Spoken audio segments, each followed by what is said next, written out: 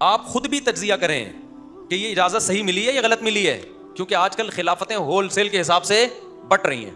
میں ایسے لوگوں کو بھی جانتا ہوں بینک میں سودی جاب کر رہے ہیں، پیر صاحب نے ان کو اجازت بیعت دے دی، نہ ان کا حلیہ شریعت کے مطابق، نہ ان کا لباس شریعت کے مطابق، فرض نماز تک نہیں پڑھ رہے ہوتے.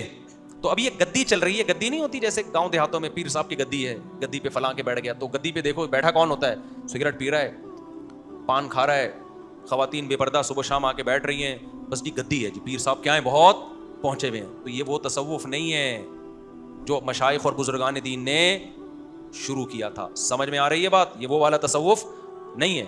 تصوف کا مطلب یہ ہے کہ ظاہر باطن شریعت کے مطابق کر لو بس. تو جس سے بیعت ہونا چاہتے ہو پہلے اس کے اندر وہ علامتیں نظر آئیں کہ یہ خود بھی شریعت کا پابند ہے یا نہیں.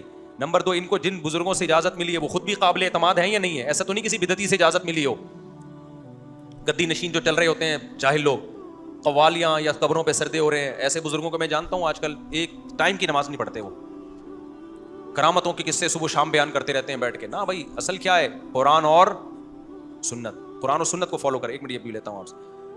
تو اگر کوئی ایسا شیخ ملے جو قرآن و سنت کو فالو کرتا ہو، اس کو باقاعدہ اجازت بھی ملی ہوئی ہو، اس کی محفلوں میں بیٹھ کے آپ کو لگے کہ یہ قرآن و سنت کو فالو کرتے ہیں، بدعتی نہیں ہے، تو خوب سمجھ لیں اس زمانے میں بھی بیعت ہونا کسی بزرگ سے یہ بہت فائدہ ہے. وہ کام جو آپ 20 سال میں کرتے نا، کسی بزرگ کی رہنمائی میں کسی اللہ والے سے اصلاحی تعلق قائم کرو گے تو جو کام 20-25 سال میں ہونا تھا وہ آپ کا 2-3 سال میں ہو جائے گا. جیسے آپ اپنے طور پر جم میں جا کے صحت بنانا شروع کرتے ہو نا، تو ہو سکتا ہے محنت بہت ہو، آؤٹ پٹ اس کا کیا ہو؟ بہت کم ہو. کچھ نہ کچھ تو فائدہ ہوگا، کہیں نہ کہیں سے تو اسپیڈ بریکر نکلیں گے، کچھ نہیں تو شوگر مینٹین رہے گی، آڑے ترچے ہو جاؤ گے لیکن بیمار نہیں ہو. جب بھی آپ ورک کرتے ہیں تو کسی بھی طرح سے اپنی انرجی کو جب یوٹیلائز کرتے ہیں تو صحت کو تو بہرحال فائدہ ہوتا ہی ہے، چاہے آڑے ترچھے ہی ویٹ اٹھاتے رہو. لیکن اگر کسی ماہر ٹرینر کی موجودگی میں جا کے آپ ٹریننگ کرو گے تو آپ کو ڈائٹ پلان بتائے گا، آپ کو بتائے گا بھائی یہ والا ویٹ اٹھاؤ، پھر اب یہ نہیں، اب یہ والا. ایسا نہ ہو کہ ہاتھ آپ کے اتنے بڑے ہو جائیں ٹانگیں کیا ہوں. میں نے ایک جم میں ایک بندے کو دیکھا، اوپر سے اتنا بڑا، ٹانگیں ایسے جیسے لکڑی پہ کھڑا ہوا ہے. میں نے اس کو بولا آپ تھائس کی ایکسرسائز کیوں نہیں کرتے؟ انہوں نے کہا بھائی گھٹنوں میں پانی آ جاتا ہے، پتہ نہیں کیا کیا ہو جاتا ہے.